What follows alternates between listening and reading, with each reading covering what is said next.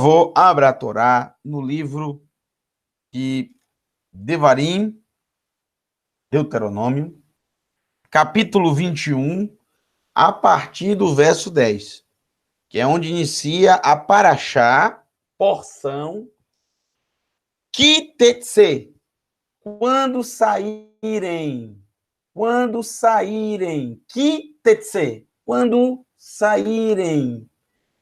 Capítulo 21, verso 10, do livro de Devarim, Deuteronômio, que diz assim: Kitetse la milchama al oyevecha, unetano Adonai Elohecha be yadecha veshavta shiveo. Quando saírem para a guerra, milchama, guerra, quando saírem para a guerra contra seus inimigos, e Adonai, seu Elohim, os entregar a vocês, os inimigos, e fizer deles prisioneiros. Assim inicia essa porção. De forma muito estranha ela inicia, porque, na verdade, quando vamos lendo, nós vamos percebendo que pouco vai falar aqui nessa porção sobre guerra. Parece que essa porção vai tratar de guerra, mas essa porção não vai tratar de guerra. Essa porção vai tratar de uma guerra, mas não contra seres humanos. Essa porção vai tratar de uma guerra que travamos dentro de nós mesmos, que travamos no dia a dia, que travamos durante a nossa vida, que travamos quando saímos, quando percorremos, quando saímos da nossa inércia. Há uma guerra. O ser humano, ele se acomoda demais. O ser humano, ele é acomodado por natureza. Então, é preciso uma guerra para ele poder sair, para ele poder avançar, para ele poder continuar, para ele poder terminar aquilo que ele começou. O ser humano, ele é muito acomodado. E nós temos vários exemplos na Escritura Sagrada de seres humanos que começaram, mas não terminaram. Começaram, mas não terminaram. São vários exemplos. Iniciaram um projeto, começaram um projeto, mas no meio parou. Ou faltando um pouquinho para acabar, não terminou. Então, há realmente uma guerra. E você lendo a porção, você percebe que não trata de guerra contra outros. Mas, na verdade, é uma guerra entre as coisas que acontecem no dia a dia, que o Eterno coloca diante de nós e nos ensina como vencermos cada situação. Essa porção, essa paraxá, é uma das porções da Torá onde aparecem mais mandamentos. Olha, são muitos mandamentos. São inúmeros mandamentos que aparecem nessa porção. Muitos mandamentos. Só em um momento eu consegui rapidamente selecionar 20 para nós estudarmos amanhã pela manhã.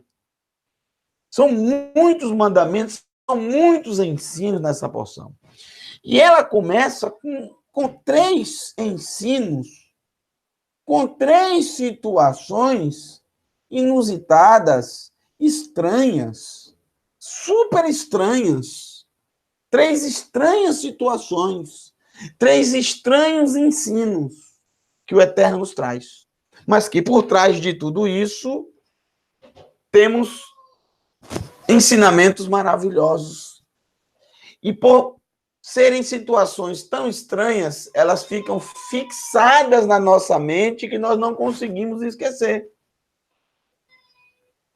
Então, vamos para essas 3, que eu acredito que é o que nós vamos ver nessa noite, é o que vai dar tempo para ver nessa noite. Vamos para essas 3 situações, vamos ver uma por uma, e vocês vão perceber que as 3 situações, elas estão ligadas entre si.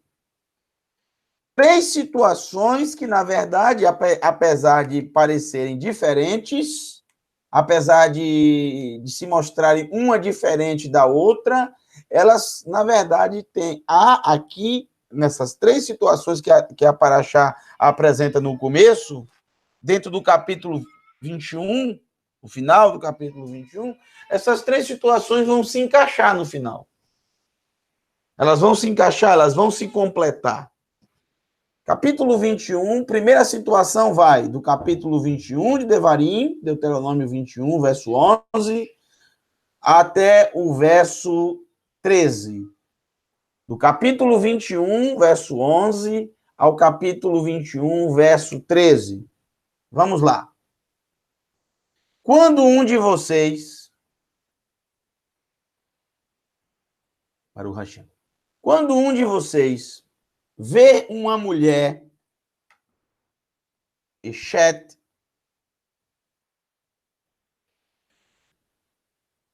que lhe agrade, e fatoar, de bela aparência, e efat vem de Yefet, lembra de Yefet, um dos filhos de Noah?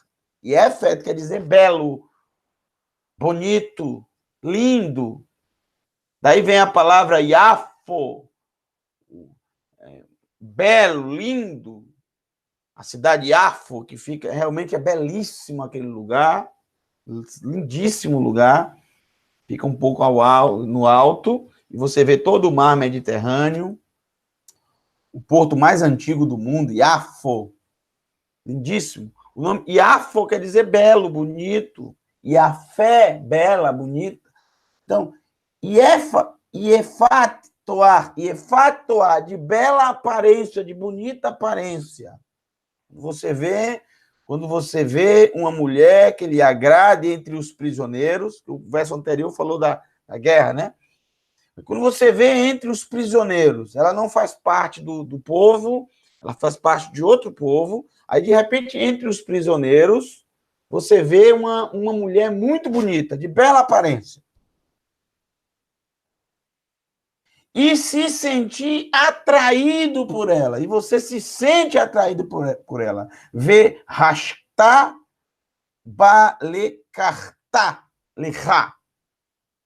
E desejar tomar para si, para você, lechá, vê lakartá e tomar lechá para você, leishá, por mulher.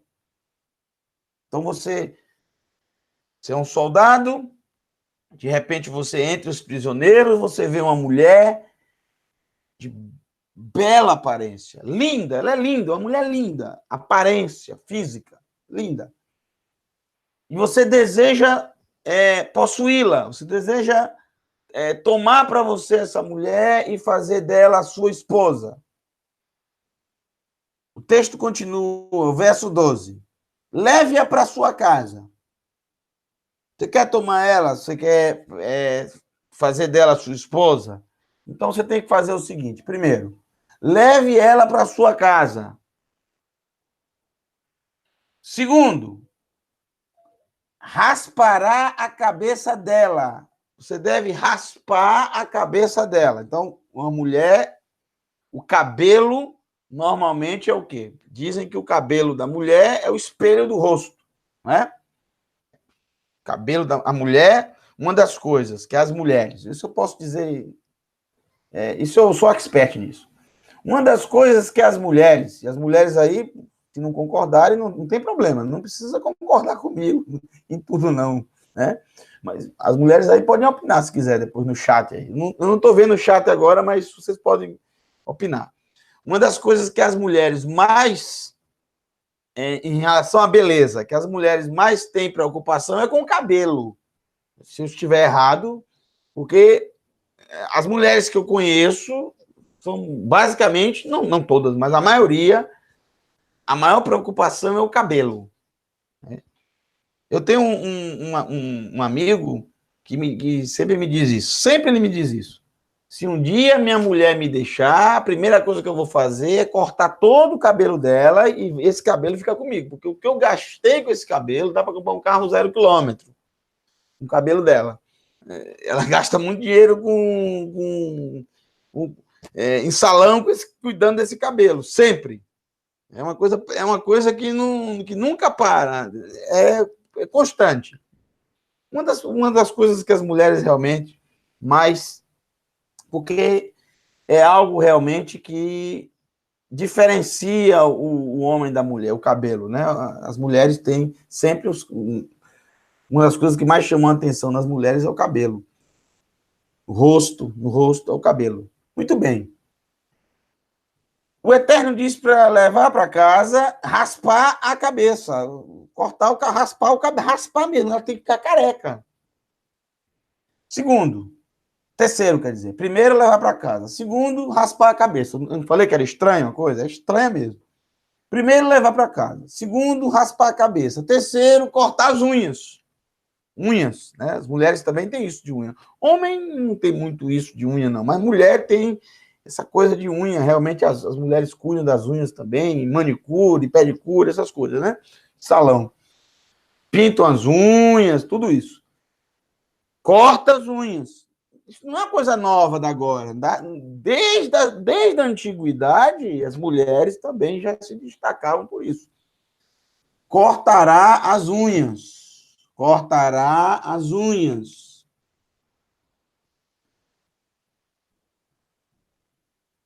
Agora vem o verso 13.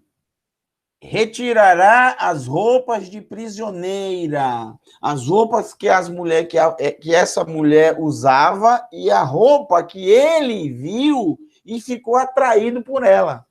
Né? Uma das formas também que ele não ficou só atraído somente pela beleza da mulher. É óbvio que quando ele viu a mulher, isso está incluso também a roupa que ela estava usando. Talvez até uma roupa provocante, né? Retirará as roupas de prisioneira, ou seja, deve colocar nela uma roupa composta. Ela permanecerá em sua casa chorando. Ela não pode ficar feliz, ela tem que ficar chorando pelo pai e pela mãe dela, que não está ali presente, obviamente, durante um mês inteiro. Depois disso, esse homem poderá manter relações sexuais com ela e ser seu marido e ela ser sua mulher. Veja o texto como está no original, preste bem atenção. Verso 13. Ve resirá et simlat shiviá, né? Tirará as roupas de prisioneira, me aleia ve yashvá be beiterra, uvarta et aviá ve et imá. E dentro da sua casa irá chorar por um mês pelo seu pai, ve et imá, e pela sua mãe. Ierar e amim ve achar, ou seja, durante o mês inteiro. Quem tavô eleia u ve alatá ve haitá lecha le isha. Depois disso, ele poderá entrar a ela, ou seja, ter relações sexuais, né? Tavô, eleia, ou seja, entrar a ela é uma das maneiras que a Escritura está indicando relações sexuais. E é exatamente nesse momento que ela será para ele por mulher. E é justamente assim que o Eterno define a união entre o homem e a mulher em relação ao ato sexual. O ato sexual é, para o Eterno, o que determina a união do homem e da mulher. É algo santo. É algo que o Eterno criou para unir o homem e a mulher, o homem e a sua esposa.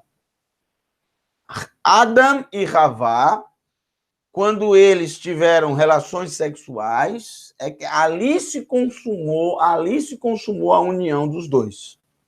Não quando tiveram um filho, mas quando eles tiveram a primeira relação sexual. Né? Não sei se o Eterno ensinou a eles indicou como era, se eles ficaram olhando para os animais, é algo natural do ser humano. É justamente aí que se dá a união entre o homem e a mulher para o Eterno.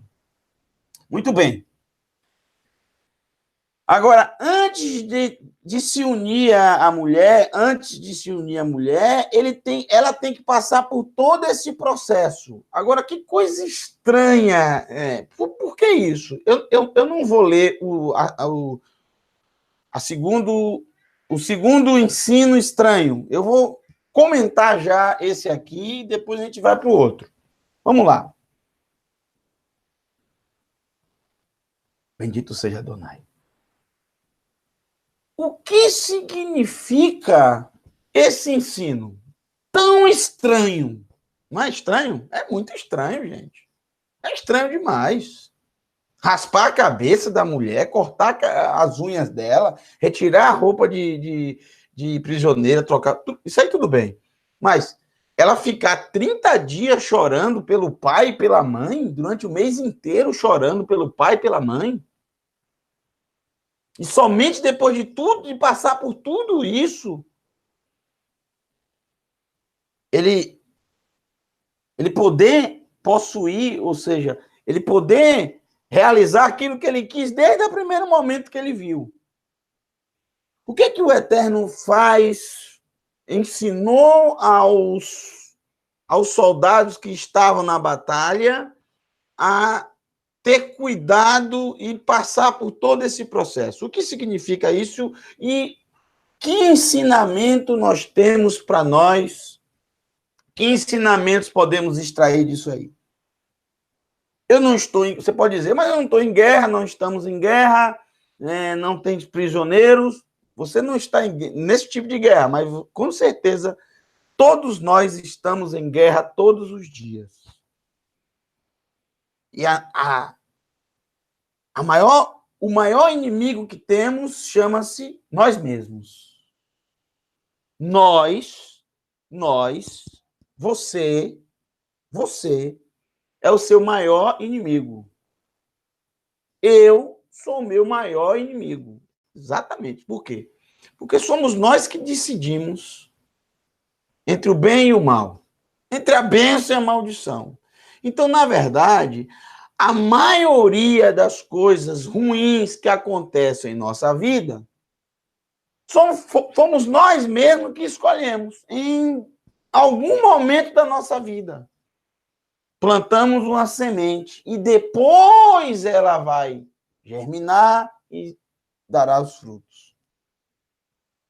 O ser humano ele é muito imediatista, ele acha que o que ele planta agora, ele vai colher agora, mas não é assim que funciona. Comece Eu gosto muito de plantar, eu gosto muito de... Aqui no fundo da minha casa, eu sempre cultivo algumas plantas, algumas árvores frutíferas, coisa pouca, mas eu gosto muito disso.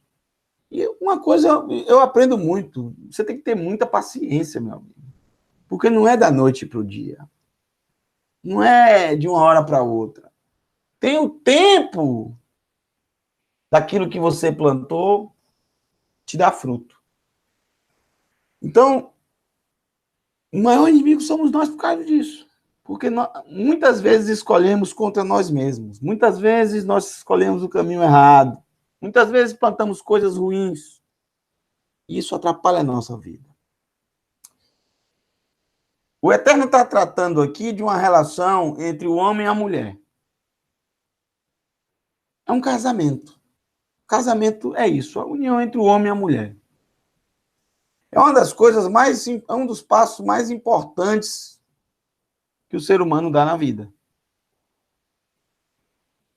Existe uma diferença muito grande que o Eterno quer mostrar aqui nesse ensino entre amor, ahavá, e atração, paixão. Há uma diferença imensa. Uma pessoa sábia é aquela que sabe diferenciar um do outro. Principalmente quando se é jovem, não se consegue diferenciar muito bem. Primeiro, porque o jovem não sabe direito o que é amor. Ele acha que paixão é amor, ele acha que atração é amor. Vou dar um exemplo de um jovem, de um rapaz. Ele olha para uma moça, como está aqui no texto, linda, se sente atraído por ela e já acha na mente dele que ele já ama. Não, ele está atraído, ele sente atração. É uma paixão. Isso não quer dizer que é amor. Amor é uma coisa diferente. O amor ele não acaba, a paixão acaba, a atração acaba. O amor ele dura para sempre. O amor vence todos os obstáculos. A paixão, a atração não. Tem paixão que quando o dinheiro acaba, também acaba a paixão. Acaba a atração. Tem casos que quando a idade vai chegando, o corpo vai mudando, a aparência e efatuar a bela aparência vai mudando, porque os anos vão chegando, isso é normal, natural. E aí, de repente, a atração acaba, a paixão acaba. Se é amor, nunca acaba. Mas a paixão e a atração acaba. É muito volátil, inclusive. A qualquer momento pode acabar. Então, o Eterno, ele dá para para esse jovem aqui, que está atraído por essa mulher, que disse, não, essa mulher da minha vida, essa mulher é muito linda, é a mulher mais linda do universo. Então, o Eterno diz, olha, faz um teste, leva ela para sua casa, raspa a cabeça dela, ou seja, raspe a cabeça dela e veja se você realmente ama essa mulher. Se você olhar para ela e dizer, não, realmente, eu não estou mais atraído por ela, eu pensei uma coisa e agora é outra. Hoje em dia, você não precisa raspar a cabeça de uma mulher. É só você imaginar ela de cabeça raspada, por exemplo. Hoje em dia existem programas de computador que podem até fazer isso para você. Na verdade, o que eu estou querendo dizer, o que a Escritura está querendo dizer aqui, nesse estranho ensino, é o seguinte: não é pela beleza física, não é pelo exterior que você tem que decidir. O amor não se baseia no exterior, na beleza exterior. O amor é algo muito mais elevado.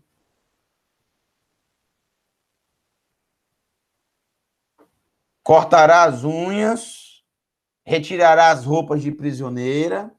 Nem sempre aquela mulher que você conheceu, que você, quando vocês eram bem jovens, nem sempre ela vai se vestir do mesmo modo, nem sempre ela vai se comportar da mesma forma, nem sempre ela vai ser atraente como ela foi. Então, tem que pensar em tudo isso. O que é que realmente você sente por ela? Estou dando um exemplo aqui de um jovem, porque é o exemplo que a Torá traz para a gente. Obviamente que uma moça pode fazer também a mesma comparação que eu estou fazendo. Levar para casa e passar o mês inteiro com ela não quer dizer que é para fazer relações sexuais. Veja que é só no final. Ou seja, o que significa levar para casa? Está dizendo aqui. Levar para sua casa. Conviver. Porque uma coisa é você conhecer alguém, viver cada um no seu canto, cada um na sua casa, viver cada um no seu... E outra coisa é estarem os dois juntos no mesmo teto, debaixo do mesmo teto. Somente o amor consegue realmente manter os dois ali para sempre. Né? Somente o amor, porque a atração e a paixão, não. A convivência é algo muito difícil. Eu estou falando porque eu sou casado há 17 anos. Eu posso falar. Eu posso falar. Eu posso. É muito fácil alguém falar algo e não ter vivido aquilo, mas eu posso dizer porque o que eu estou ensinando eu vivo. Eu sou casado, tenho 17 anos de casado.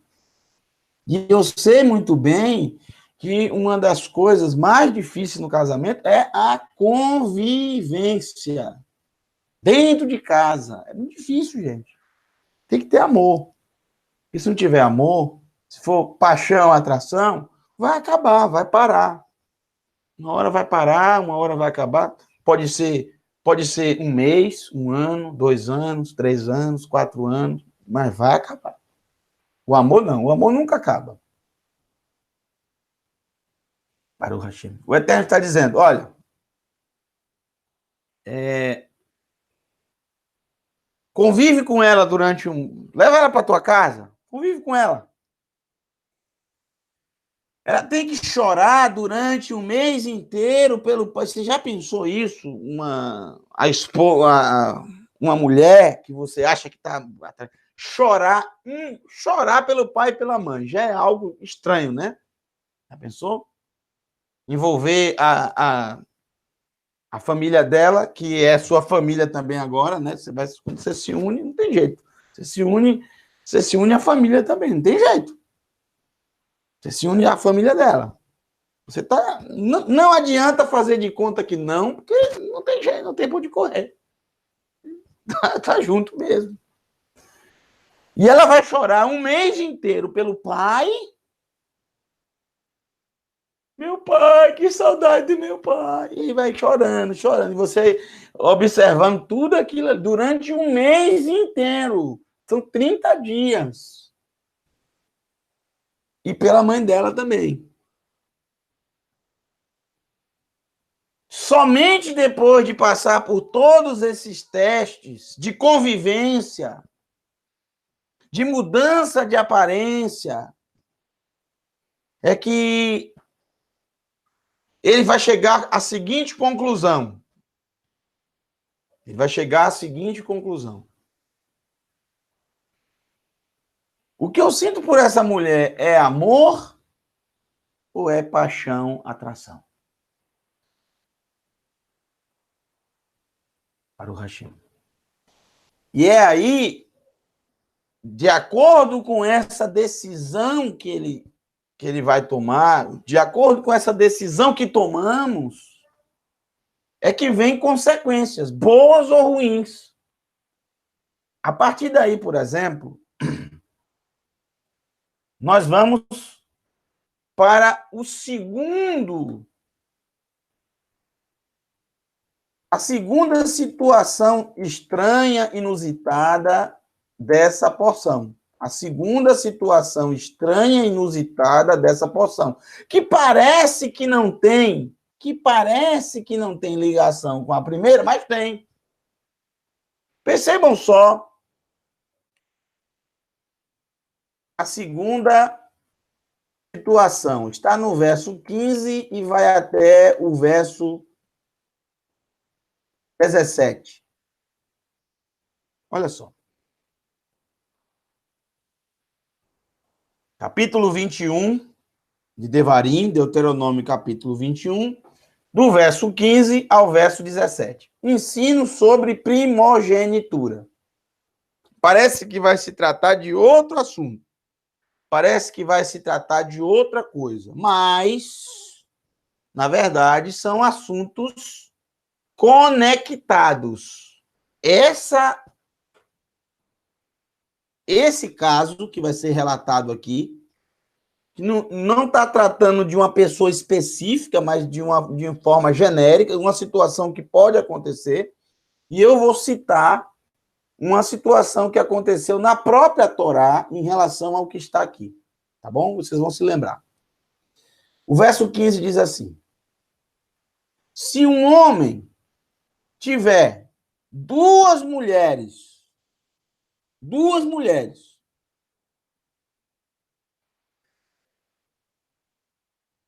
Nashi ha'ahat ahuvá ve ha'ahat senuá. Uma, ao pé da letra, uma amada, uma mulher amada, ve ha'ahat e a senuá. Ao pé da letra quer dizer odiada. Odiada, ao pé da letra. Mas, na verdade, é assim. Uma mulher, ele ama, ele tem duas mulheres. Esse homem tem duas mulheres. Uma mulher que ele ama e outra mulher que ele não ama. Uma mulher amada e outra mulher não amada. Qual foi o... Que caso na Torá nós temos que aconteceu justamente o que está aqui na Torá? O que está aqui nesse estranho ensino que nós vamos ver. O caso de Yaakov.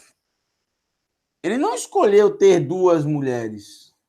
Vocês se lembram muito bem que ele trabalhou 7 anos por Rachel, que era uma mulher que ele amava. Mas ele amava muito. Não era paixão, não. Era amor. O que Yaakov sentia por Rachel era amor. Mas o sogro dele enganou ele. Porque no dia que ele iria concretizar o casamento, depois dele ter pago o dote através de 7 anos de trabalho, que segundo a Torá para ele foi como poucos dias, porque ele amava muito Rachel. Então, no dia que ele consumou o casamento, que é no momento que ele vai se unir à sua mulher, ou seja, ele vai ter relações, ele vai conhecer intimamente a sua mulher. Quando ele acordou, não era Rachel, era Lea, a primogênita. E ele imaginou que era Rachel. Mas o sogro trocou, mudou. É porque não fica imaginando o casamento antigamente como os casamentos de hoje. Que o pai vem, traz a noiva, entrega, e ele vê a noiva e tal, e ficam ali. Não. A um determinado momento, obviamente que o sogro deve ter escolhido já o entardecer, né? O entardecer. Porque o casamento, a concretização do casamento, de concreto o casamento, é a relação sexual entre o homem e a mulher. Então, normalmente se fazia já perto do entardecer, porque é o horário que as pessoas iam para suas tendas. Eles não iam se casar de manhã cedo, entendeu? Então, no entardecer, e ela com o véu toda coberta, não podia ver nada, né? Ele não sabia que tratava-se ali ele desconfiava, mas não sabia que era Léa. Ele só veio descobrir que era Léa de manhã, está escrito. É estranho, pois passou a noite toda e não conversou nada com ela, né? Ou se falou alguma coisa, ela não respondeu nada. Só de manhã é que ele foi lá reclamar. E aí o sogro disse, olha, aqui no meu país, aqui na minha nação, a gente não costuma fazer como o seu lá. Deu uma indireta para Yaakov. Aqui, primeiro quem tem que se casar é a primogênita. Ou seja, aqui não é igual lá a sua casa lá, né? Que em vez do primogênito levar a vantagem, receber a bênção, o segundo é que recebe. Está falando de Yaakov mesmo, está falando, dando uma indireta para ele. Aqui não é assim, não. Então faz o seguinte, já que você já consumou o casamento, ou seja, você já teve relações com ela, continue E eu vou te dar também, Rachel, cumpra a semana de núpcias, 7 dias de núpcias com ela, e eu te darei a Rachel, que é a que você queria mesmo. Mas você vai trabalhar mais 7 anos para mim. Mas eu já te dou ela. 7 dias depois. E foi o que aconteceu. Por isso ele ficou com 2. Ele não escolheu isso. Foi uma situação, ele foi enganado. Isso aconteceu um pouco antes, anos antes. Ele e a mãe enganaram o pai. Ele se passou pelo primogênito. E nas engrenagens da vida, que a vida dá muitas voltas, acaba que aconteceu isso que eu falo, o que a gente planta, você vai dizer, mas que coisa horrível aconteceu com Yaakov, né? É horrível, realmente. Ele foi enganado, e isso é uma coisa que marca a vida da pessoa. Ele teve problemas, muitos problemas com 2 mulheres, muitos problemas, e ainda mais as 2 mulheres eram irmãs. Problema sério. Mas perceba que foi o que ele plantou anteriormente. Vocês se lembram muito bem que ele se disfarçou do primogênito, não foi? Ele se disfarçou do primogênito. E agora enganou o pai de uma certa forma. Claro que enganou. Mentiu para o pai. Se passou pelo irmão, porque quando o pai perguntou quem é você, ele disse, eu sou Esaú, eu sou Esaú. E ele era Yaakov. E nas engrenagens da vida, né, a compensação que existe no reino do eterno, que é para todos, essa compensação, uma hora vai colher. E ele colheu isso. Ele colheu justamente isso. A primogênita agora se passa pela segunda. Ele era o segundo filho. E ele se passou pelo primogênito. Agora acontece o contrário. A primogênita se passa pela segunda filha. E aí ele fica com 2 mulheres. Uma que ele amava, Rachel, e outra que ele não amava. E aqui nós temos a seguinte condição aqui. Pronto, já que você relembrou o caso de Yaakov, que nós vamos estudar mais na frente, se o Eterno assim permitir. Já que você relembrou o caso de Yaakov, né?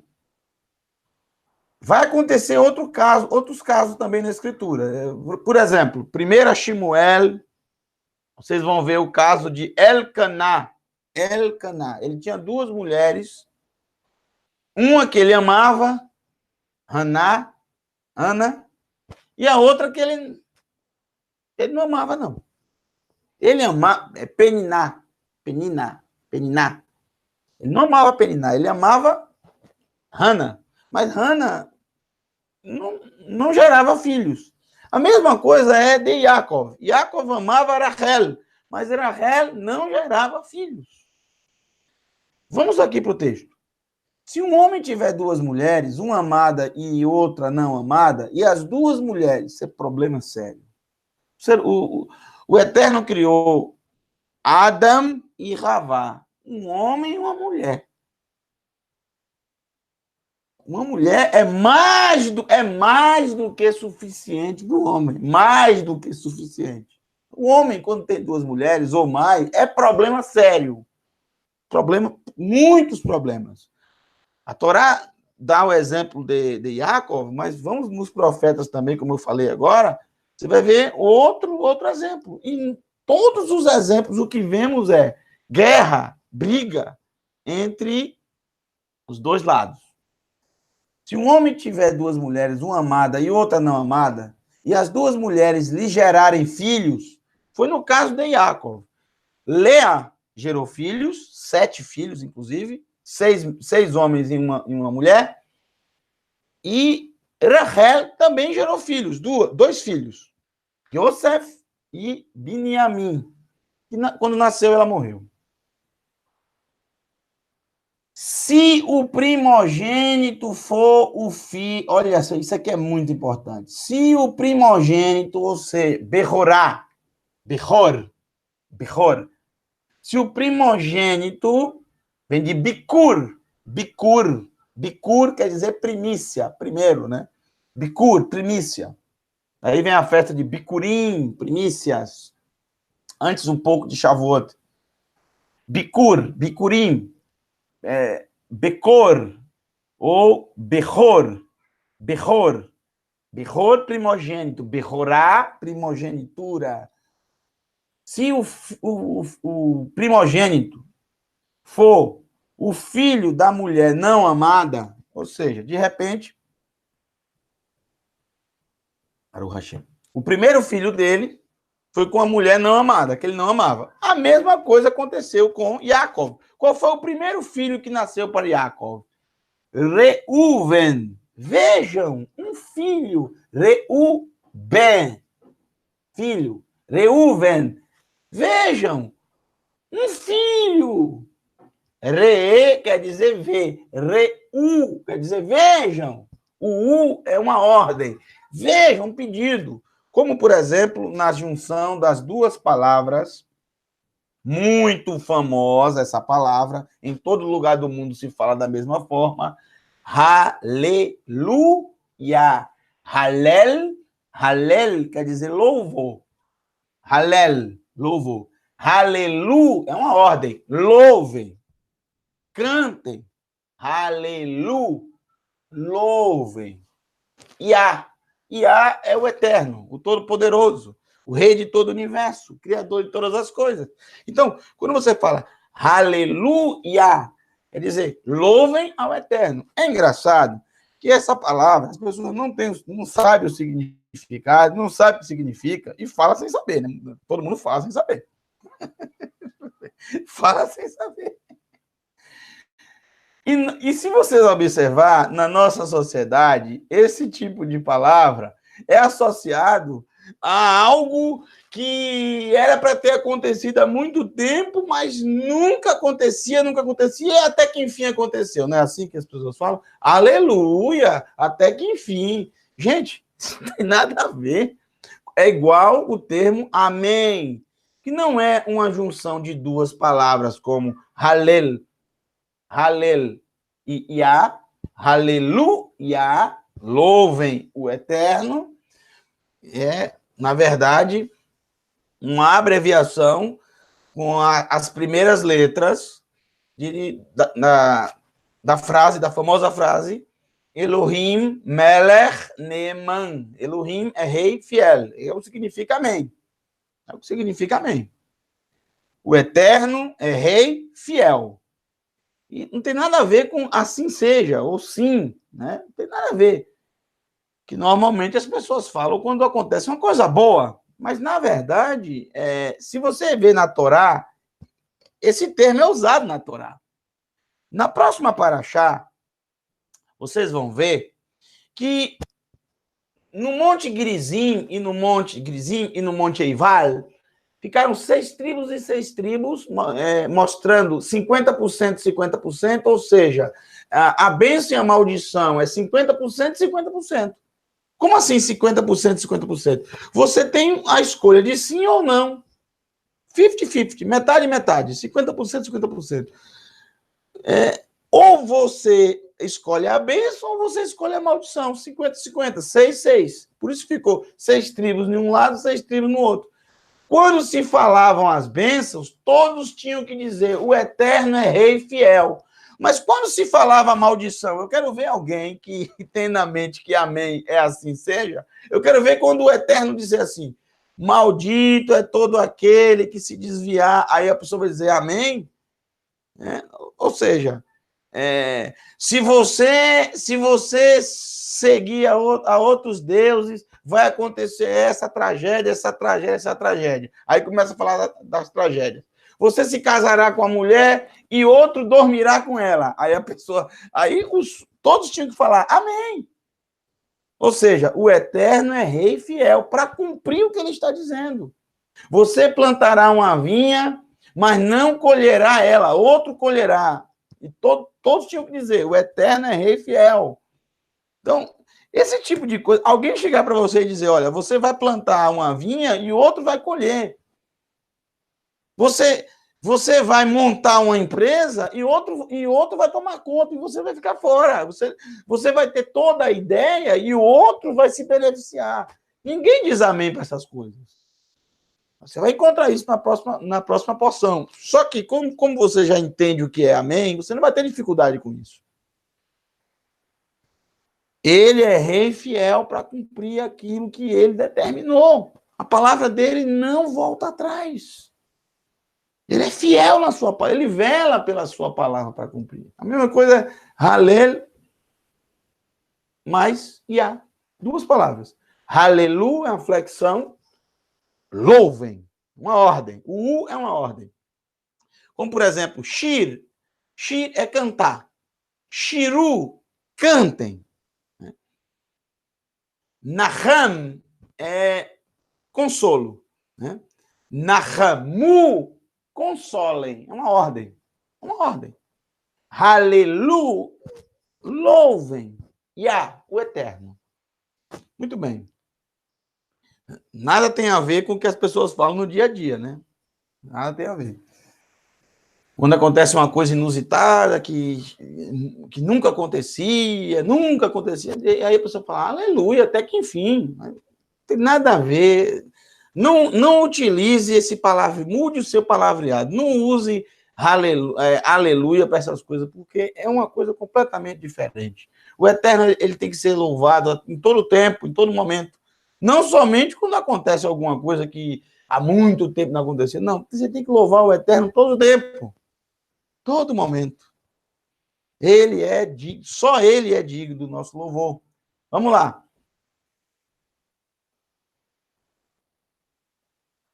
De repente, o filho é o filho da primogênita. Agora eu não me lembro mais onde eu estava, mas vamos seguindo aqui. Verso 16. Quando chegar o momento do repasse da herança dos filhos, ele não poderá dar a herança devida ao primogênito da mulher amada. As duas tiveram filhos, mas quem foi o filho primeiro, o primogênito, foi a da não amada. Eu lembrei agora o que eu estava falando. Estava falando do nome do primogênito de Lea, Reu. Vejam, Ben, um filho. Os nomes, é engraçado que os nomes dos filhos de Israel, nenhum foi dado por Yaakov, com exceção do último, Beniamim, porque também a mulher estava morta. Mas ela deu o nome. Beoni, filho da minha dor. Não vai ser esse nome. Imagine um menino a vida toda se lembrando dessa dor. Beniamim, filho da minha mão direita. Filho da mão direita. Beniamim, filho da mão direita.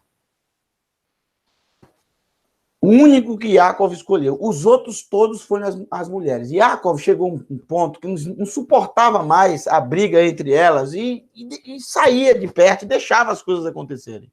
Elas mesmas que tomavam, elas mesmas que colocavam os nomes em todos os filhos.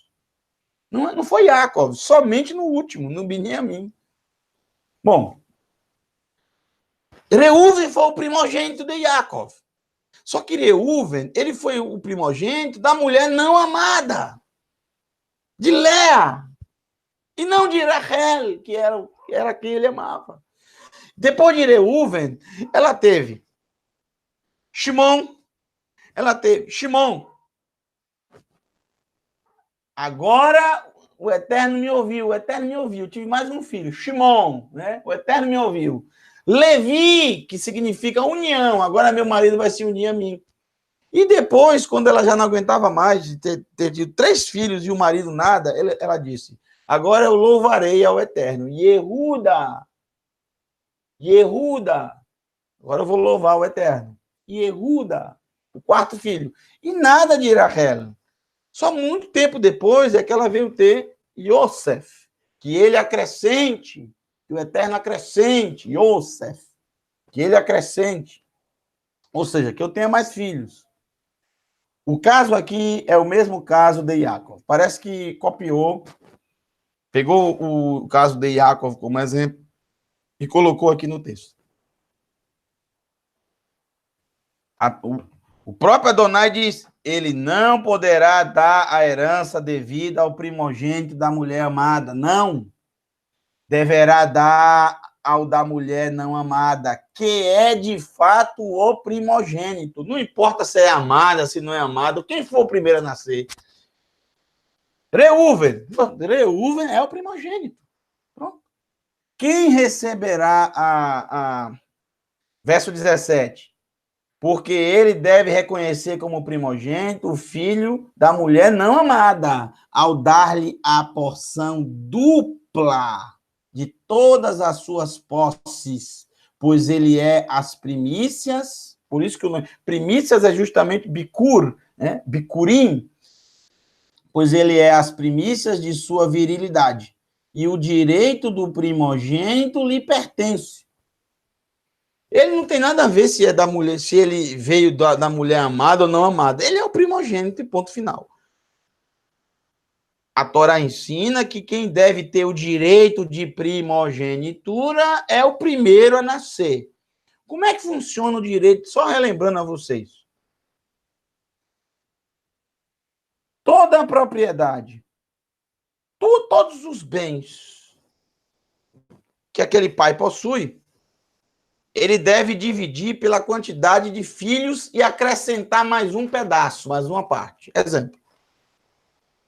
Se ele tem 12 filhos, o homem tem 12 filhos.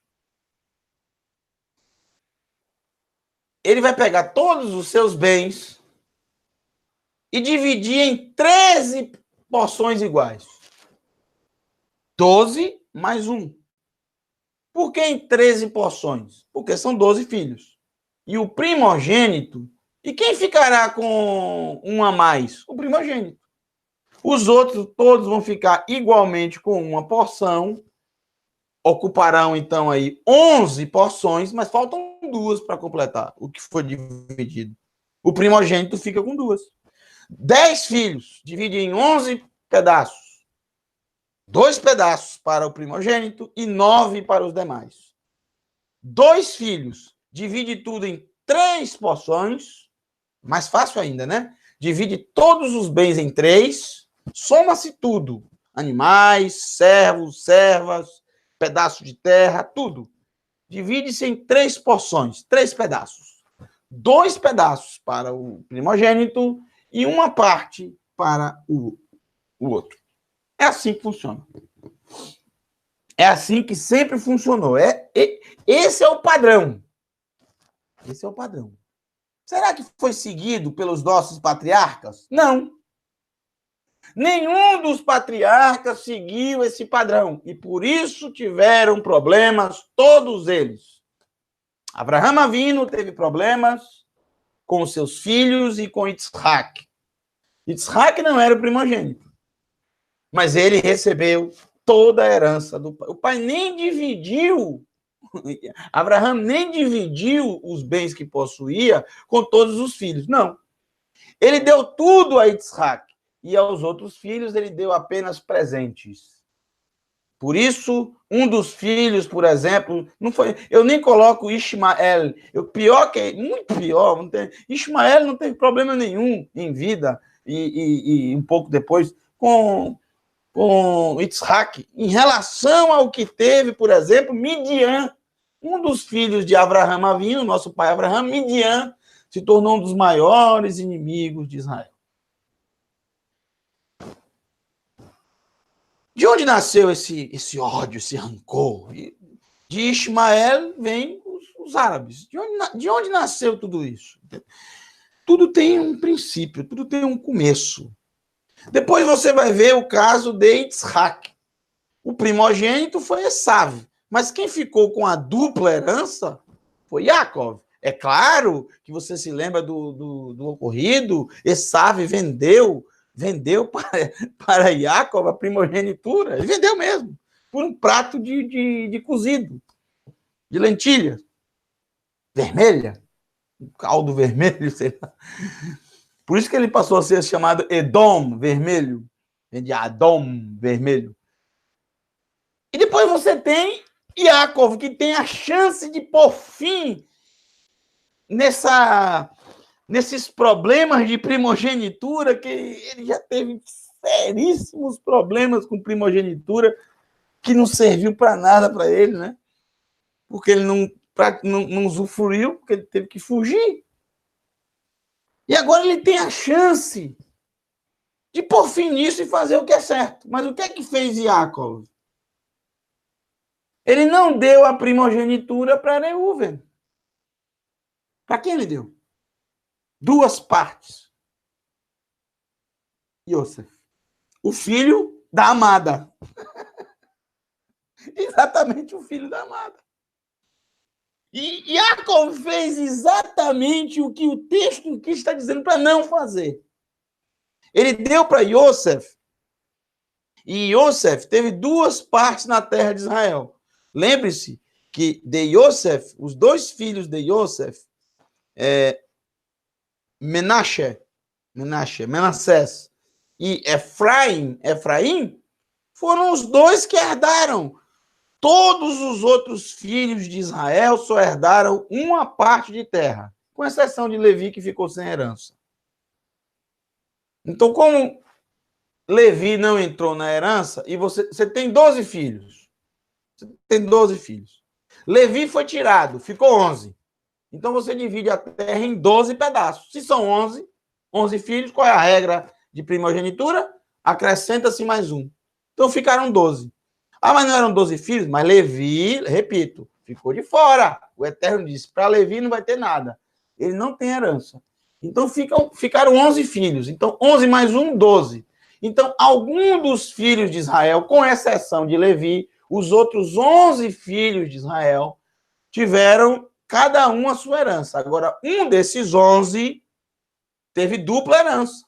Um desses 11 é o primogênito. Seria Reuven, que aí ele teria duas partes na terra de Israel. Mas não foi. Foi Yosef, o filho da amada. E aí ele teve duas porções. Efraim e Menache.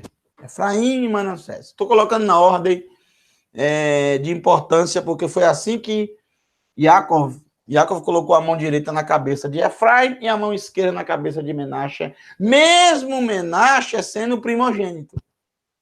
E o filho, Yosef, diz, não, pai, mas não é assim que se faz. Esse é o primogênito. E Jacob disse, não, meu amigo, eu sei o que eu estou fazendo.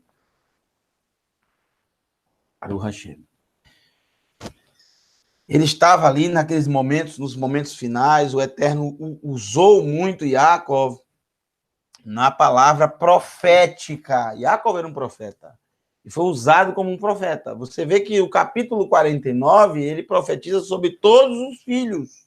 E tudo o que ele disse verdadeiramente aconteceu. Nos mínimos detalhes. Algumas profecias bem estranhas, que a gente só entende depois que foram cumpridas. E realmente foram cumpridas. Efraim se tornou muito mais importante do que Manassés. Muito mais. Tanto que liderou 10 tribos. Liderou 10 tribos. Muito bem. O texto está dizendo, olha, quem tem que ter a dupla herança, quem é de fato o primogênito, é o filho da não amada, porque foi o primeiro a nascer. Se você não fizer isso, o que é que acontece? Esse menino, que deveria ser o primogênito, vai dar problema no futuro. É exatamente o que acontece na terceira situação estranha que vamos ver agora. Muito estranha. É mais estranha ainda. Para o Hashem. É mais estranha. Por que essa da primogenitura tem a ver com a anterior que vimos, daquela mulher que estava entre os prisioneiros? Porque se você não ama essa mulher, por que você quer se unir a ela? Aí, de repente, ela tem um filho e não é a mulher que você ama, e aí você não quer reconhecer como primogênito. Aí, de repente, esse menino depois vai te dar problema na frente, que é a terceira situação. Olha só. Olha a terceira situação aqui. Vamos estudar com os mínimos detalhes e como é uma situação muito difícil de se entender, vamos usar a ajuda dos nossos sábios. Bendito sejas tu, Adonai. Abençoado sejas tu. Vamos ver o que os nossos sábios têm a nos dizer em relação a esse texto. Capítulo 21 de Devarim, do verso 18 ao verso 21. Extraia o máximo de ensinamentos, vocês que são pais, mães, né? Pais e mães. Vocês que têm filhos, extraiam o máximo de ensinamento do que vamos ver aqui agora. Muitos ensinamentos para nós. Ao que parece, o texto está falando apenas dos filhos, mas, na verdade, a Torá está se virando em direção aos pais e não aos filhos aqui. Percebam só. Se um homem tiver um filho teimoso, se um homem tiver um... Se para um homem nascer um filho sorer, teimoso, more, eneno, shomea, bekol aviv, bekol imo, ve iseru oto velo ishma aleihem. Que não obedece, ele é teimoso e não obedece ao ensinamento do pai, né? Palavras do pai. O pai aqui é tido como um professor, moré. Ele não quer saber de instrução, ele não quer obedecer às palavras do seu pai e nem da sua mãe. Ele não ouve, ele não... Eineno, shomea, ele não ouve a voz do pai, bekol, a voz, na voz do pai. Ele não vive na voz do pai, ele não ouve a voz do pai. O bekol imo, e da sua mãe. Se recusam a ouvi-los. E mesmo depois de receber a disciplina deles, mesmo depois de ensiná-lo, mesmo depois de discipliná-lo, ele se recusa a ouvi-los. Velô ishma aleihem. Velô, e não ishma, não ouve, não dá ouvidos para eles. O filho é teimoso, não ouve o pai, não ouve a mãe, né? Mesmo com disciplina, é rebelde, teimoso. Muito bem. Verso 19. Então, seu pai, a sua mãe,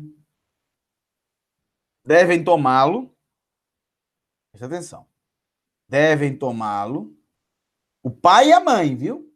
Aqui diz o texto. Vetafsu, vo, aviv, ve imo. O seu pai e a sua mãe devem tomá-lo. Então, os dois. O pai, não só o pai, e também não só a mãe. O pai e a mãe devem tomá-lo e levá-lo aos líderes da cidade junto ao portão do lugar. Verso 20. E dizer aos líderes da cidade, que aqui em hebraico é ziknei, ou seja, os anciãos. Este é nosso filho teimoso e rebelde. Este é nosso filho teimoso e rebelde. Não presta atenção ao que lhe dizemos, ao que o pai e ao que a mãe diz. Vive de modo devasso e se embriaga. Problemático esse menino, né? 21. Então, todos os homens da cidade devem apedrejá-lo até a morte. Assim vocês estarão dando fim a tamanha maldade em seu meio, e todo Israel ouvirá a respeito disso e terá medo. E temerá.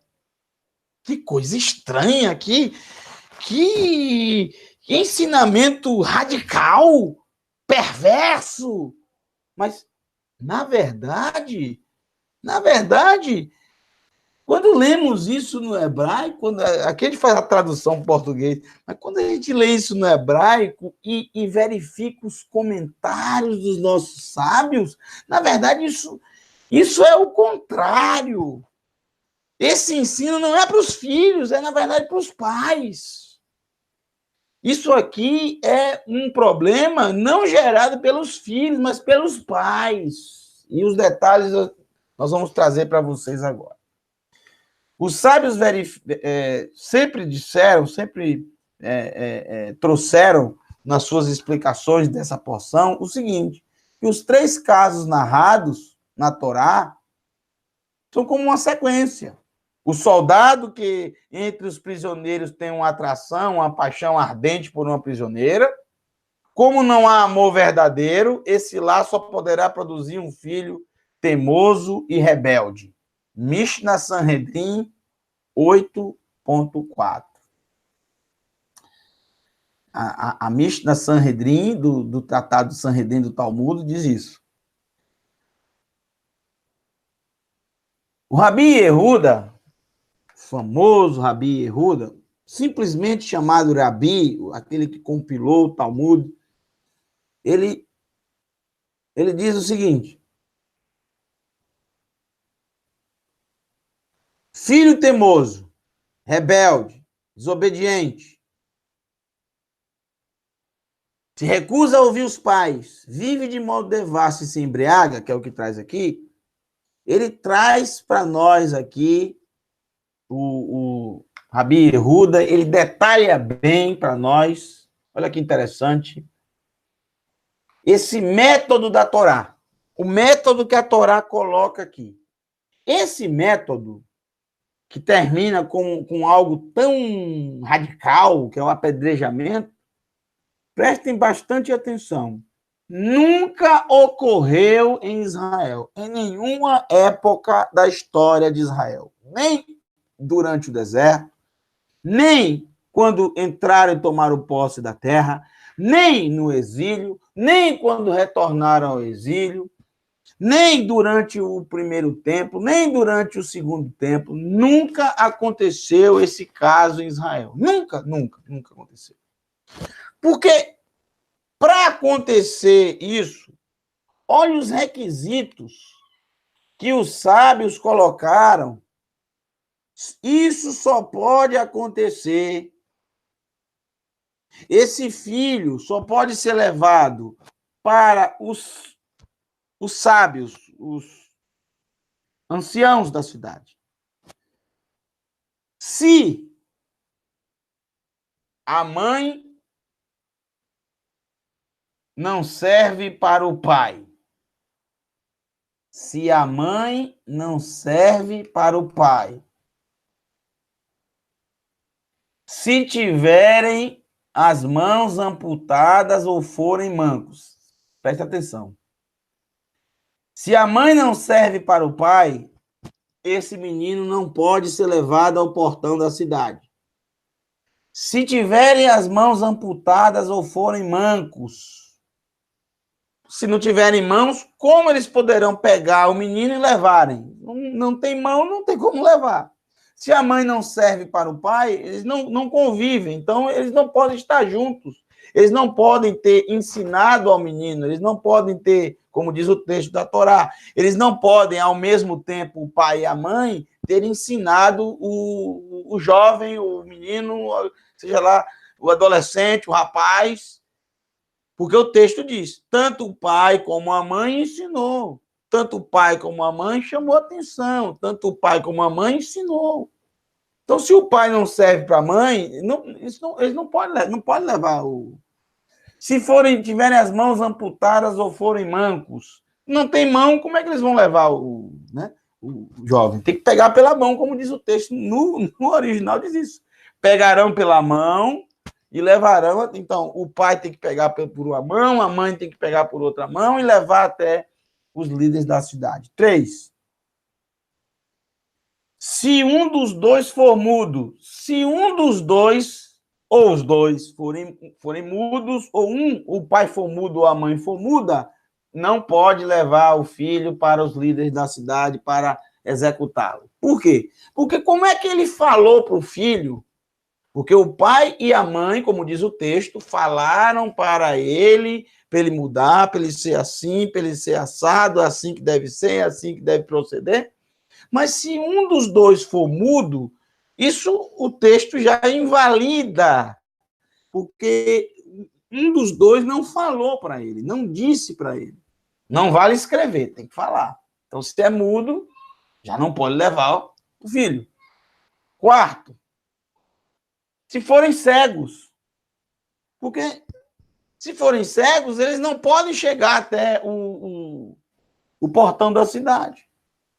E se forem cegos, eles não podem verificar que realmente essa criança é desobediente, que ou esse jovem, esse rapaz, ao que parece já é um rapaz que fala de embriaguez. Eles não estão vendo isso, então eles não podem, simplesmente porque alguém está falando.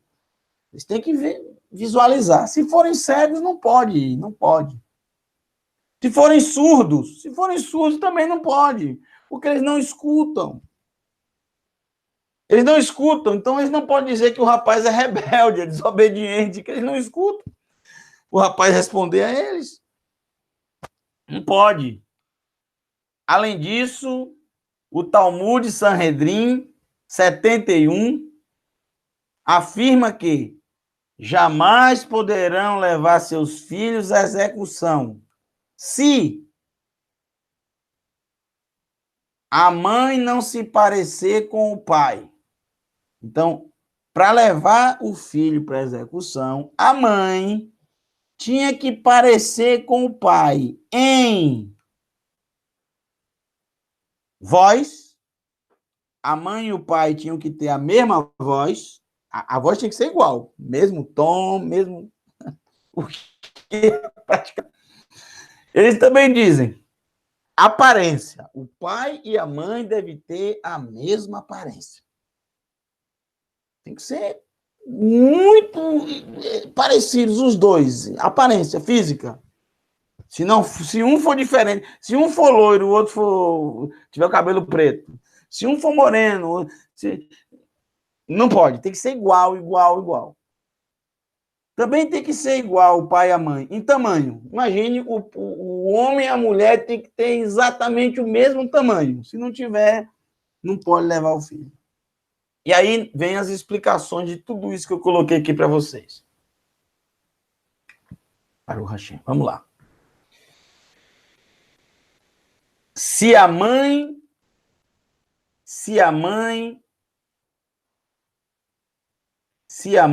não serve para o pai, ou seja, se não viverem juntos, a mãe não serve para o pai. Não vivem juntos. Não vivem em união. Então, se não há união entre o casal, não pode reclamar, não podem ficar se lamentando se deu alguma coisa errada com o filho. É fruto de um lar, ou seja, não existe esse lar, não existe essa família, porque a mãe não serve para o pai, não convive.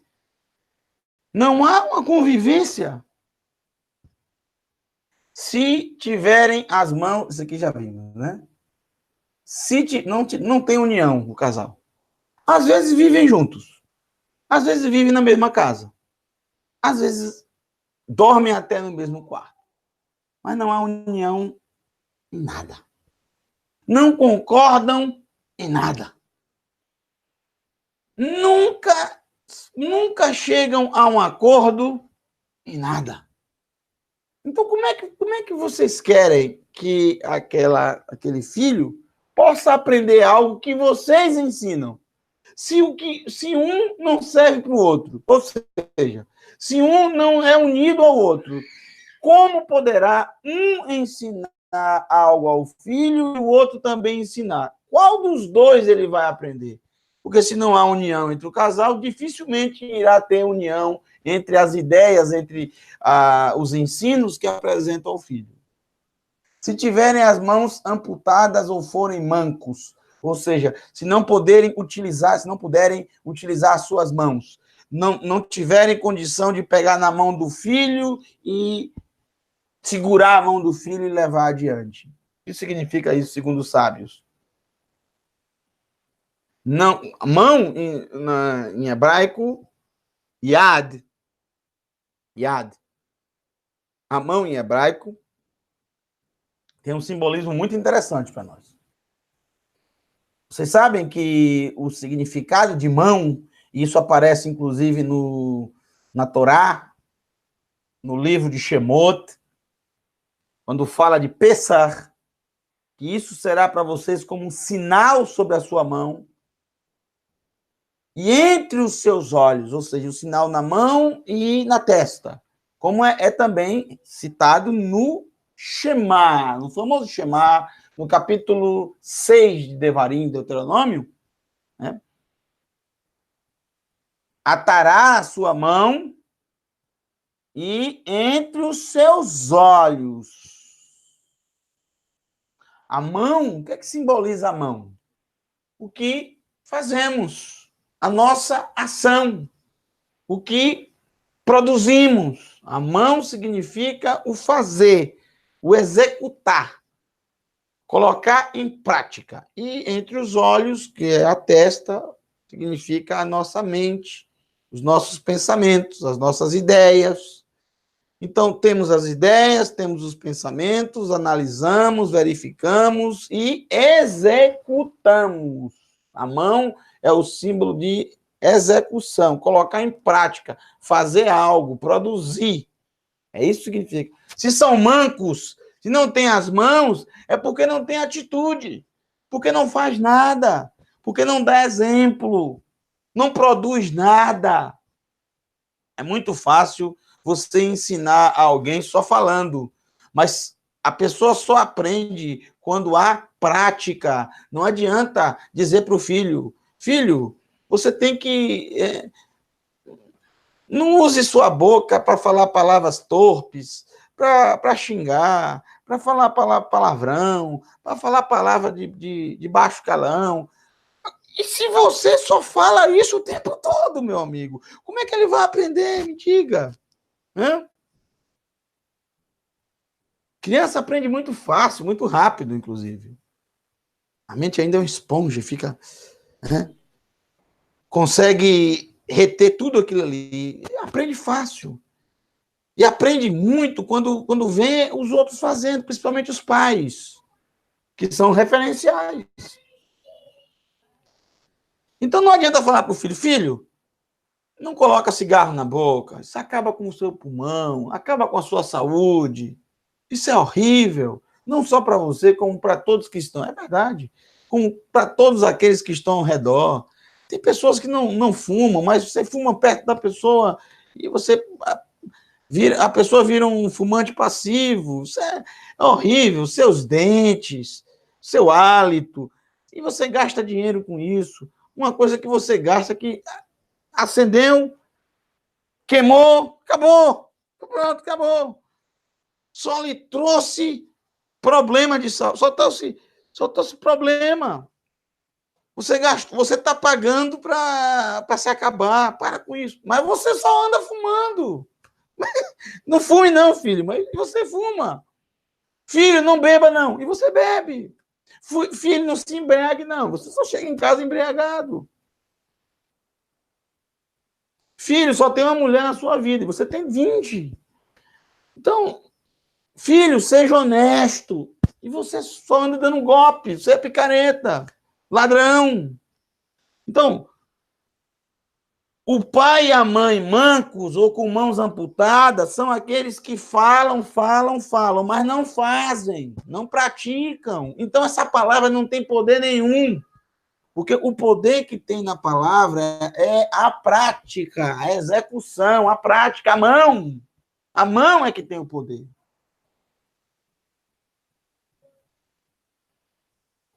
O ensino sem a prática é morto. São palavras ao vento. É a prática realmente que muda, que transforma. Não há ensino maior. não há ensino que tenha mais autoridade. Estou falando de autoridade, de poder. O que é poder, autoridade? É o ensino com prática. Esse tem poder. Esse realmente transforma.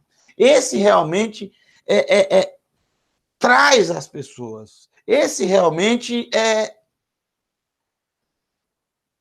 lança no coração das pessoas o desejo também de fazer. É a prática. Se você quer que seu filho aprenda a ser generoso, seja generoso. Seja educado, seja educada. Você quer que seu filho aprenda a dizer por favor, obrigado, com licença? Faça isso. Utilize isso. Não adianta. Pais com mãos amputadas, mães com mãos amputadas, que não têm ação, que não agem com o filho.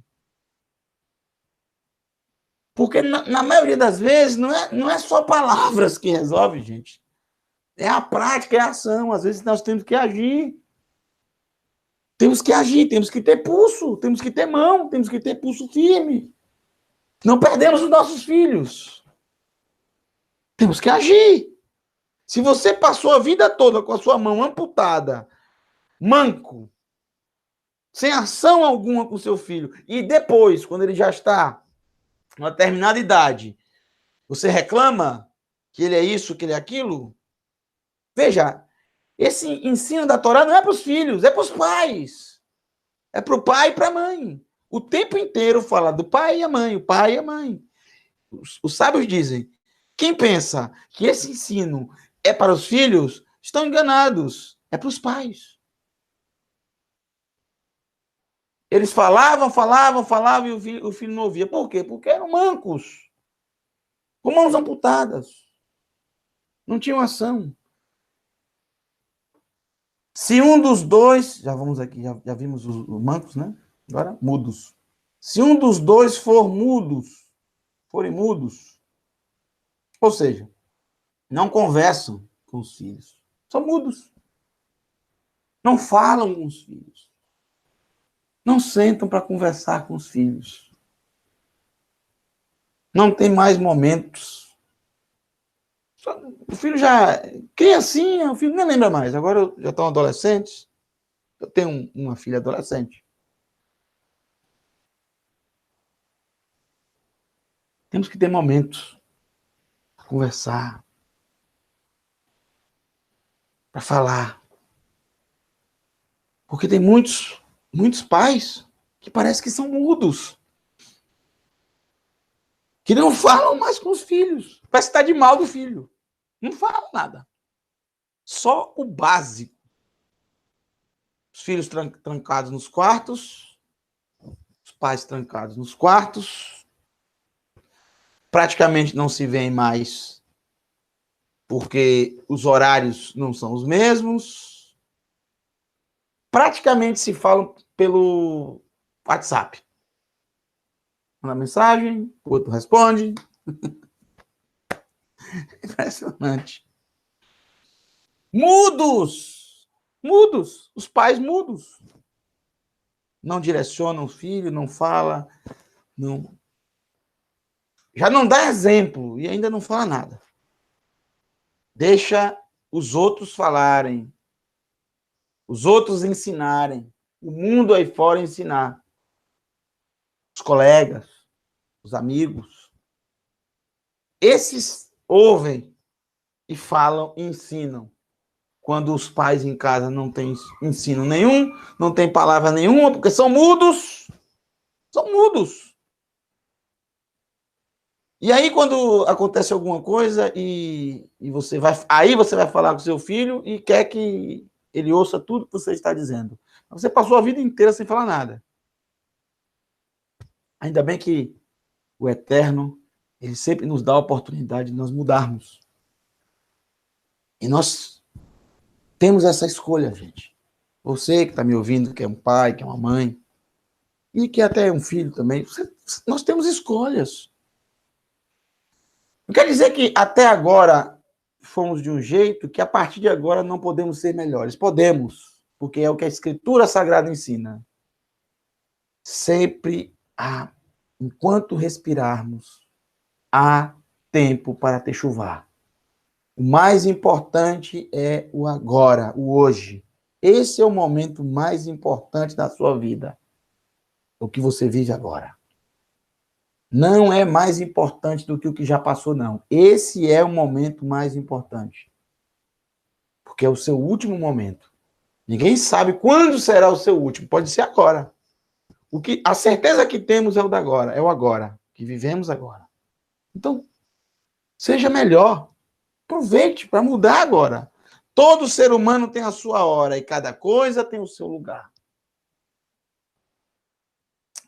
Talmud Tratado Pirkei Avot, a ética do Sinai. Vamos lá. Mudos. Cegos. Se forem cegos, não adianta querer colocar toda a culpa no filho. Se forem cegos, não observam, não procuram saber sobre os filhos, não enxergam que os filhos estão com problemas, não enxergam que os filhos precisam de atenção, não enxergam as situações do dia a dia. Porque se você é pai e é mãe, é óbvio que você tem muito mais experiência que o seu filho, é claro que tem. É claro que você já vivido, e você já vivida, você já tem idade, você já tem filho, então você já viveu pelo menos uma parte da sua vida, você já viveu, você já tem experiência, já é vivido, já sabe. Seu filho está começando agora, ele não sabe de nada. Então, você tem os olhos para enxergar situações, coisas que os filhos não veem. Quando vocês eram filhos novos, quando nós éramos novos, nós não enxergávamos como nossos pais enxergavam. Enquanto para nós era tudo maravilha, os pais conseguiam enxergar alguma coisa complicada e dizia, não é por aí, não é bem assim. A questão é que se os pais forem cegos e não enxergarem com quem os filhos andam, com quem os filhos conversam, o que é que os filhos fazem no dia a dia, o que é que não fazem, se são cegos, não vão ajudar em nada. Porque são cegos, não conseguem enxergar nada. Não conseguem verificar se os filhos estão com algum problema, porque se os pais realmente enxergarem, vão ver que tem algum problema com o filho. Quantos filhos jovens cometem suicídio, inclusive? Muitos. Por problemas com os colegas, até na escola. O famoso bullying. Que antigamente, na minha época, isso não existia, não. Existia o bullying, mas ninguém falava bullying, né? Hoje que, nesses dias agora, nesses tempos agora, que se deu nome. Antigamente não tinha essa coisa, não, de bullying. Existia o bullying, mas ninguém sabia que era bullying o nome. Os pais têm que enxergar isso, ver que o filho tem algum problema. O problema é que os pais são cegos. Não querem enxergar. Não querem ver. Não querem verificar. Há uma paraxá muito famosa que vocês estudaram há pouco tempo atrás, que o Eterno diz, vejam, verifiquem, procurem saber.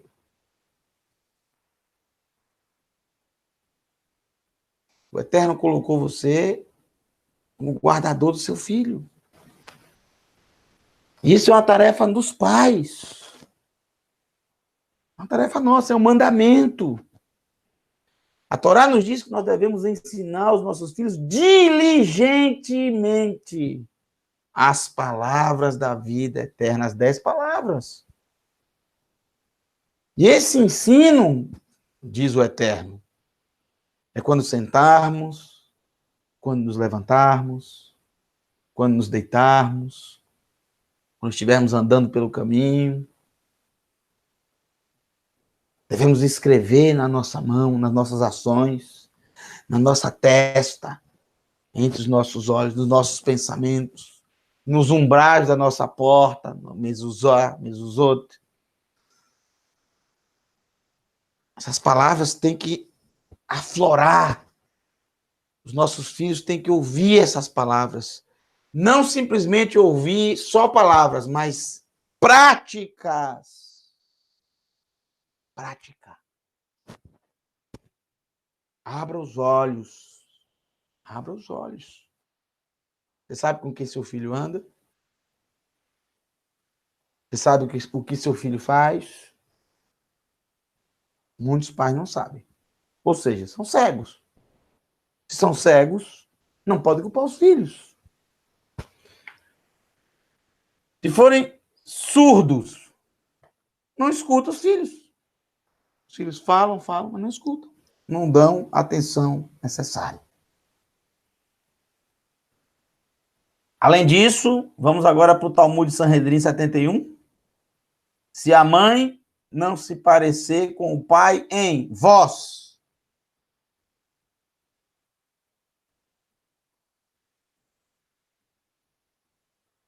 Quando os dois não falam a mesma língua. Divergem em voz. Não possuem a mesma voz. Não simplesmente o tom de voz, mas o que falam. Não falam a mesma língua, entre aspas. Um fala uma coisa, o outro fala outra. Antes de falar com os filhos, é bom sentarem e combinarem. Percebam, quando a mãe não serve para o pai, ou o pai não serve para a mãe, não dá certo. Porque não sentam e não definem a estratégia para com o filho, ou com os filhos. A voz não é a mesma. O pai fala uma coisa e a mãe fala outra. O pai fala que é salgado, a mãe fala que é doce. O pai fala que é dia, a mãe fala que é noite. Então, eu pergunto a vocês, como esse filho aprenderá? A quem ele vai ouvir? Um fala uma coisa, o outro fala outra. Um fala que é salgado, o outro fala que é doce. Um fala que é dia, o outro fala que é noite. Um fala que é quente, o outro fala que é frio. Tem que possuir a mesma voz. Tem que possuir a mesma voz. Aparência. O que significa isso? A mesma aparência. A mesma dimensão em relação ao ambiente que vivem. A mesma dimensão em relação ao ambiente em que eles vivem. Eles precisam ter a mesma aparência, a mesma dimensão, passar para os filhos a mesma dimensão. O sonho de um tem que ser o sonho do outro. Porque se é uma só carne, o mesmo sonho. O casal, eles precisam passar para os filhos a mesma dimensão. As ideias, claro, uns têm o marido tem uma ideia, a esposa tem outra ideia, mas isso tem que ser algo na mesma dimensão. Os filhos têm que entender que ali é o mesmo projeto. Não pode haver individualismo dentro da família. Estou falando para a família Techuvá, o povo da Techuvá. O povo que busca o eterno. Então, a família tem que ter o mesmo projeto. Claro, o marido tem muitos planos, a esposa também tem muitos planos, mas os filhos, eles têm que ver uma coisa só. Uma dimensão só. E isso só acontece quando os dois possuem a mesma aparência, ou seja, os filhos nem percebem se aquela ideia, se aquela forma de pensar, se aquele projeto é do pai ou da mãe. Para os filhos, é da casa, é do casal. Porque são tão afinados os dois possuem a mesma aparência, que não dá para discernir o que é de um e o que é do outro. São dos dois. Não pode haver individualismo dentro de um lar. Não pode haver uma competição. E é exatamente isso que acontece em muitos casamentos, em lares problemáticos. Competição. Um querendo ser melhor que o outro. Imagine se isso pode subsistir. Claro que não. Não possui a mesma aparência, então não adianta cobrar dos filhos. Não há identidade para os filhos. E eles precisam ter também o mesmo tamanho. Eles precisam ter o mesmo tamanho. Como é que os pais terão o mesmo tamanho, mesma altura? Não, os sábios nos dizem o seguinte: o mesmo tamanho significa a mesma avaliação sobre os ensinos a serem passados para os filhos. A mesma avaliação sobre os ensinos a serem passados para os filhos. Então, isso tem que ser combinado antes. O casal tem que conversar e tem que se alinhar. O casamento, o passo para o casamento já é um passo gigantesco na vida. O primeira parte dessa paraxá, a primeira situação que essa porção trouxe, a estranha situação, já mostra isso. Há um passo muito grande. As pessoas precisam saber o que é amor e o que é paixão. Não se casa por paixão ou por atração. Porque se o casamento for baseado nisso, acabará. Sempre tem que ser baseado no amor. Porque o amor supera tudo. Vence tudo. O amor suporta tudo. Todas as situações. O amor nunca acaba.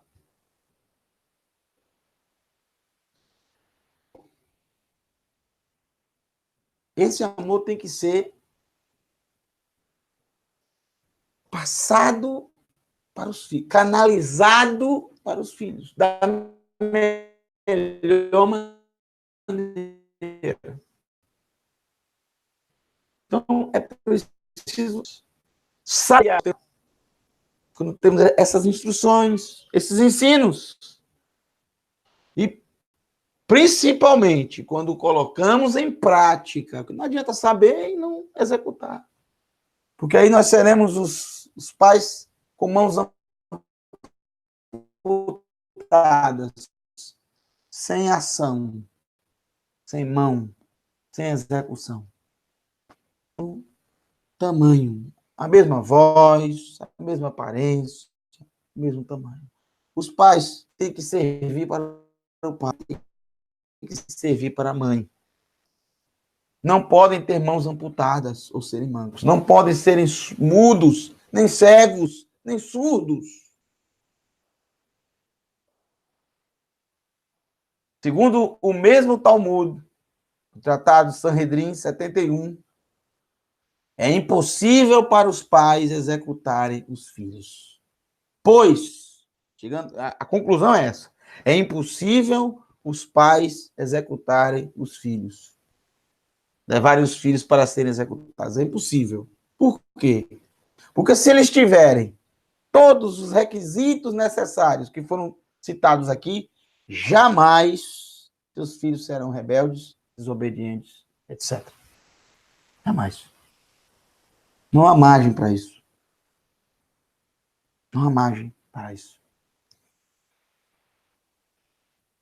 Que o Eterno abençoe os lares, que o Todo-Poderoso abençoe a tua casa, a tua família, os teus filhos, e todos vocês também que ainda não se casaram, que ainda não constituíram família, lembrem-se desses ensinos da Torá. Vocês são privilegiados. Vocês que estão fazendo techuvá, que ainda não se casaram, são privilegiados. Sabe por quê?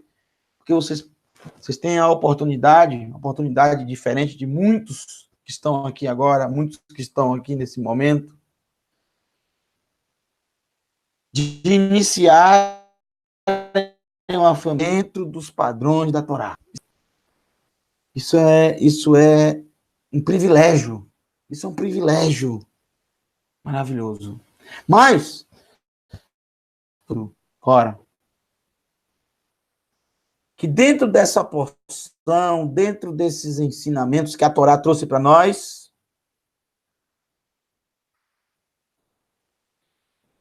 refletiram sobre tudo isso e, claro, se enxergaram em muitos momentos que foram citados aí. Claro, em muitos momentos, você fala, aqui eu me encaixo, aqui me encaixo, aqui. E perceberam quantas coisas deixaram de fazer ao longo da vida. E pensam, olha, no tempo, eu pudesse voltar 20 anos, 10 anos, 15 anos, 30 anos atrás, eu faria tudo diferente. Eu faria o possível, por exemplo, para que eu não fosse manco ou com mãos amputadas para com meus filhos. Eu não seria tão mudo como eu fui esse tempo, eu não seria tão cego como eu fui, eu não seria tão surdo. Eu faria tudo diferente, eu seria melhor, faria melhor. E talvez,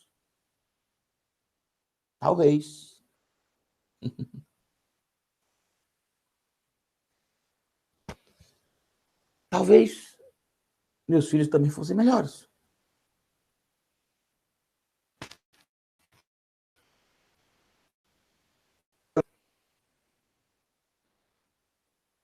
Nunca é tarde, nunca é tarde para ser uma pessoa melhor. Nunca é tarde para se arrepender. Amanhã nós vamos ter vários exemplos disso. Inclusive à tarde, com uma lindíssima história que essa porção nos traz. E vamos ver exemplos disso aí que eu estou falando. Nunca é tarde. Enquanto respiramos, são oportunidades que o Eterno nos concede, o fôlego de vida que é Ele que nos concede, são oportunidades que Ele nos dá para fazermos techuvá.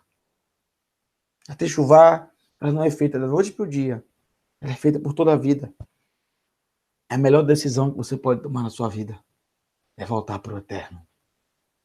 Amá-lo com todo o seu coração, com todo o seu ser, com toda a sua alma. Então, por mais que o tempo já tenha passado, por mais que você tenha desperdiçado várias oportunidades, por mais que você tenha plantado tantas coisas ruins, ainda é tempo de começar a plantar o que é bom. Ainda é tempo de plantar. Se você plantou 100, se você fez uma plantação de 100 árvores ruins, faça o dobro agora de árvores boas, de frutos bons. É tempo. E esse é o tempo mais propício que existe, o hoje, que é o momento mais importante da nossa vida, que é o que importa para o Eterno. É o momento em que prestaremos conta a Ele, é o hoje. Então, há tempo ainda. O Mashiach, ele é maravilhoso. Yeshua, ele traz para nós esse ensino de techuvá, com todo o amor que alguém jamais teve para nos passar esses ensinamentos. Amanhã nós vamos falar sobre isso. Se o Eterno assim permitir, esteja conosco, amanhã pela manhã e também amanhã à tarde. continuaremos essa maravilhosa porção. Quero agradecer a todos vocês que estiveram aí no chat. Eu não tive condição. Yevarechecha Adonai veishmerecha Yair Adonai panav elecha vichuneka Isa Adonai panav elecha veyasem lecha Shalom.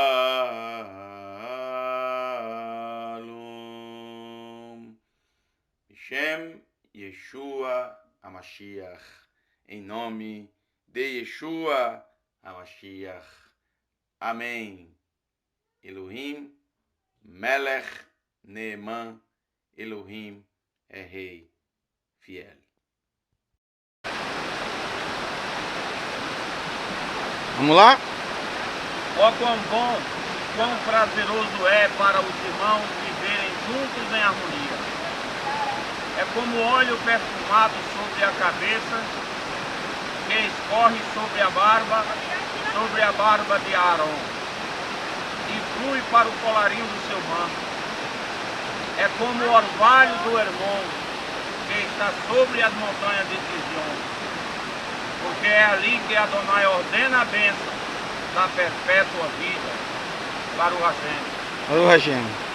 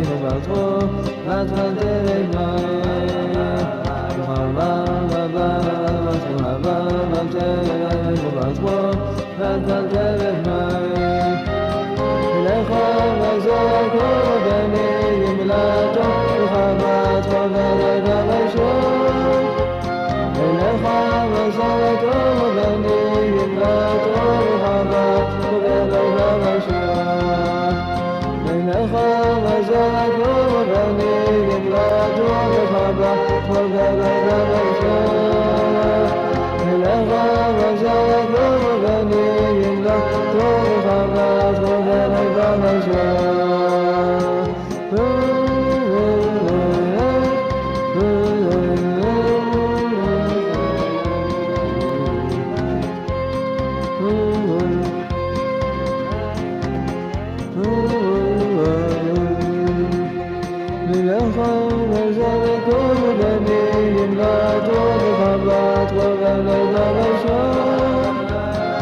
Ilaha wa